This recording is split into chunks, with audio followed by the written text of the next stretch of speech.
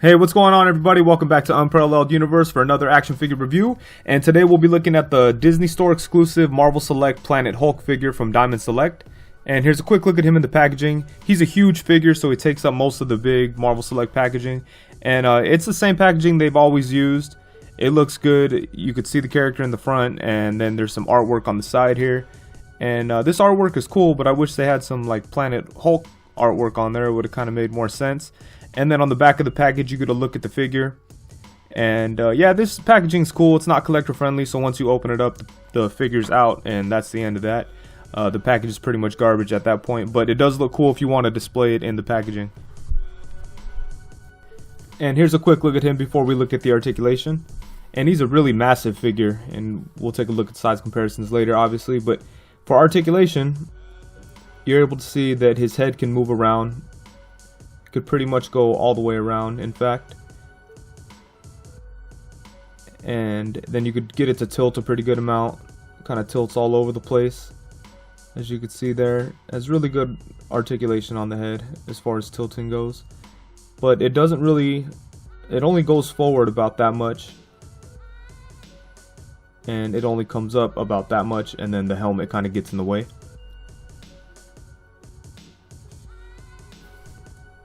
And then for his torso, he does have this mid-torso joint, and it does go side to side. It does tilt a little bit, but he's a huge figure with like a bunch of armor pieces on him. It's kind of hard to grip him and move it side to side, but it definitely could tilt a little bit. And as you can see here, it kind of rocks around. It kind of only goes back that much though, and then it only goes forward about that much. But it definitely could twist. And then you also have a swivel here at the waist, and then for his arms, they're able to come out to the side. Even though they're huge, they're able to come out to the side. They could go all the way around, and you got to kind of work with it to get it to go straight out, but it can go straight out. Then you got the upper bicep swivel, you have the single jointed elbows, and then his wrist has a swivel. Again, it's kind of tight, you got to mess with it, and then it does have a hinge. So pretty much no surprises there with the arm articulation. And then for this side, it's a little bit hindered because of the big old shoulder pad, but it does come up a little bit. And then the shoulder pad kind of shifts around, so it gives you a little bit more movement, but not too much. But it does shift. They did try to make it work for you, so that's pretty cool. As you can see here, it shifts all the way around. And then, you know, you could kind of get his arm to go forward a little bit if you work with it, but not very much. That's about it right there. And then you could get it to go back a little bit, and you can see the shoulder pad kind of just shift around. It's cool that they try to make it so it moves, but you know, kind of didn't work out as good as probably they wanted. And then for his legs, they come out to the side, only about that much. And then they could come forward about that much there. The skirt is pretty soft plastic, so it doesn't really get in the way. And then it could come back about that much. Then he has the upper thigh swivel. He's got the single jointed knees. And then at his foot, he's able to tilt his foot forward pretty good amount, as you can see. Let's see here. You could tilt it forward about that much. And then you could tilt it up about that much. So it's a pretty good amount of movement in the foot here. And then you have the rocking ankles, as you can see there. So in my opinion, considering such a big figure and stuff like that, it has a really good amount of articulation. I'm pretty happy with it. Can't really expect much more for a figure this big. And then for his accessories, he comes with this really nice looking gladiator type of shield. And it looks awesome. It's all battle damaged. It's sculpted really nice. And then even on the inside here, he's got some details. And then you've got like a strap and a handle. I like the fact that they did two separate things there rather than just two straps. And in here, it's all textured. And you got the spike here. There's no fear of it breaking or anything. It's pretty solid. But yeah, look at that. That shield is really dope. They did a really nice job on that. They got details all over. And then, of course, he also comes with this big battle axe. And his battle axe is great too, as you can see here. It's really nicely sculpted. There's a lot of like details in there. Definitely looks like it's been through a couple of battles. There's a lot of nice paint detail in there as well. And yeah, just overall, both of the accessories look really, really nice. The only problem with the axe is his hand can't really grip it. You could kind of get it to like sit in here. I mean, his fingers could kind of grip it so it could stay there, but it'll fall pretty easy actually. But you can definitely get him to you could kind of get it to rest inside of his hand. But that's about as tight as it could get though. On this hand, you could get it in there, but it's very loose, and you could kind of just have it resting any kind of way that you want. But I do wish that it had a hand that had like a tighter grip. Thankfully, you could kind of get it in there and work with it, but yeah, it'd be nicer if it was more sturdy and less like, you know, just flopping around. But you know, not a huge deal. And for some size comparisons, here he is next to Marvel Select Thing. Then here he is next to Age of Ultron Hulk from Marvel Legends. Then here he is next to Marvel Legends Planet Hulk. Here he is next to Figure Arts Raphael. And then here he is next to Marvel Legends Pizza Spider-Man. Here's a look at him next to the Marvel Select Avengers Hulk. And you can see he's pretty much the same size. And here he is next to the Silvestri Hulk. I always forget how to say that artist's name, but yeah, that's that. And then here he is next to Marvel Select Destroyer. And he's quite a bit bigger than him. Then here he is next to Marvel Legends Red Hulk. Then here he is next to Marvel Select Abomination.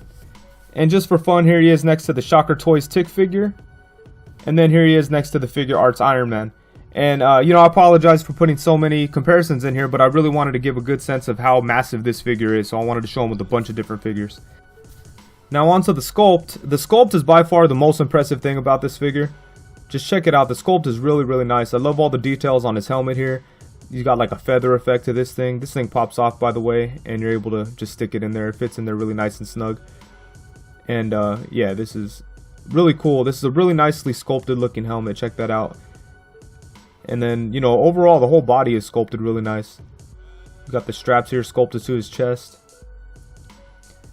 And like I mentioned before, this is like a soft plastic, so it doesn't really get in the way of the articulation.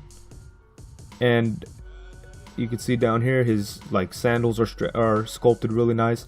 There's a lot of like details and crevices and things like that in the armor, and just a lot of interesting looking like muscles. The way that his muscles and skin looks like really detailed, and there's a lot of like grooves and things like that, so the paint could get in there and look real nice. And the arm here is sculpted really nice, the armored arm. Got some spikes there. The shoulder looks really nice. It looks kind of worn and beat up. I like that. Has like kind of an actual metal effect, or I mean kind of like a metal look to it. And like I said before, it kind of shifts around, and they did their best with that, so do appreciate that. Then you got this thing here on his chest. I forget what it's called, but I know that it's used to control the guys on Sakaar and stuff. So yeah, overall look at the sculpt. It's really, really cool. And then on the back you got like some more straps and like a buckle thing here. And this figure was sculpted by John St. John. And if you're familiar with him, you know that he's always pretty much on point. All his stuff is really amazing. He did a really good job on this Hulk. He does a lot of good stuff for Marvel Select, but yeah, this is very similar to a couple other Hulks that he's done. I think he did the Barbarian Hulk and the Silvestri Hulk, and I'm pretty sure he did like Venom, Carnage, and a couple of those figures. But yeah, he's awesome, and he did a great job on this Planet Hulk. So yeah, check that out. The paint's really good too. Like I said, the sculpt kind of works in a way that you could get a lot of paint details in there and a lot of shading and stuff like that. And once again, here's a closer look at the head sculpt. And yeah, look at that. It looks great. I like it a lot.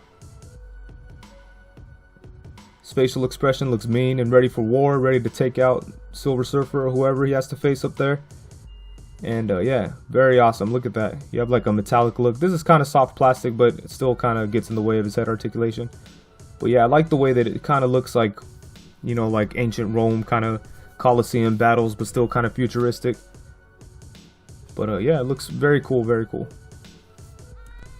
And yeah, take a look at the skin here. You can see how there's a lot of texture to it, so that the paint, they could really work with the paint. That's what I was trying to say before.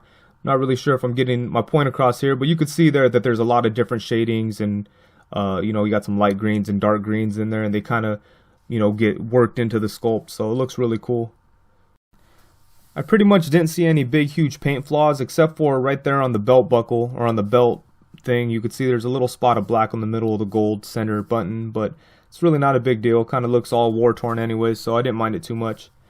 But yeah, overall, I'm very, very happy with this figure. Once again, Marvel Select, I always say it with Marvel Select, they give you like the most bang for your buck, because I mean, this figure costs about $30. It seems like the price went up a little bit on Marvel Select. So this one, when I rang it up at the Disney store, it came up to like $32.